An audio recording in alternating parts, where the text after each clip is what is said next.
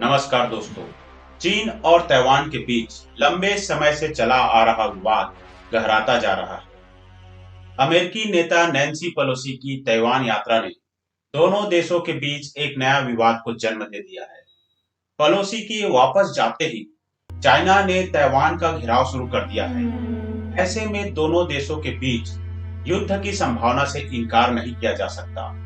दरअसल चीन की वन चाइना पॉलिसी के तहत ताइवान को अपने देश का हिस्सा मानता है। चीन और ताइवान के बीच 73 साल से विवाद चल रहा है। चीन और ताइवान के बीच विवाद क्या है? चीन और ताइवान के बीच ये विवाद कैसे हुआ और ताइवान चीन से अलग कैसे हुआ? आइए जानते हैं। दरअसल इस झगड़े को पूरी तरह समझने के लिए हमें अतीत में लौटना होगा। यह बात 1895 में उस समय की है जब जापान बहुत शक्तिशाली राष्ट्र था और उस समय चीन में चिंग राजवंश का शासन था। इस वंश का शासन अत्यंत कमजोर था, जिसका फायदा उठाकर जापान ने चीन पर हमला कर दिया और उसके बहुत बड़े भूभाग पर कब्जा कर लिया, जिसको बाद में कोरिया और ताइवान के नाम से जाना गया। इसको प्रथम चीन जापान युद्ध के नाम से भी जाना जाता है। 1945 में जब अमेरिका ने जापान हिरोशिमा और नागासाकी पर परमाणु हमला किया तो यह सुपर पावर देश बिखर गया और कोरिया और ताइवान उसके अधिकार क्षेत्र से बाहर आ गए। ताइवान ने अपने आप को एक स्वतंत्र देश घोषित कर लिया। वहीं जापान से मिली हार के बाद चीन का चिंग राजवंश कई छोटे छोटे राजवंशों में बिखर गया, जिसको एक करने का बीड़ा उठाया वहां का एक प्रभावशाली नेता, जिनका नाम था सन यात सेन ने। सन यात सेन ने 1912 में एक पार्टी का गठन किया। सन यात सेन ने बिखरे हुए चीन को एक करने में बहुत हद तक सफल हो गए, लेकिन सन यात सेन की मृत्यु 1925 में हो गई। उनकी मृत्यु के बाद पार्टी दो हिस्सों में बंट गई, जिनमें एक नेशनलिस्ट और एक कम्युनिस्ट पार्टी कहलाई। नेशनलिस्ट पार्टी को लीड कर रहे थे चार्ज कैसेक और कम्युनिस्ट पार्टी को माओ जोडोंग। इनमें नेशनलिस्ट पार्टी उदारवादी धड़ा था और कम्युनिस्ट पार्टी तानाशाही। दोनों ही नेता चीन पर अपना अधिकार प्राप्त करना चाहते थे, जिसको लेकर उनमें संघर्ष शुरू हो गया। 1927 में नेशनलिस्ट पार्टी ने चीन के शंघाई शहर में कम्युनिस्टों पर जुल्म ढाए और भयंकर कत्लेआम हुआ इस शहर में।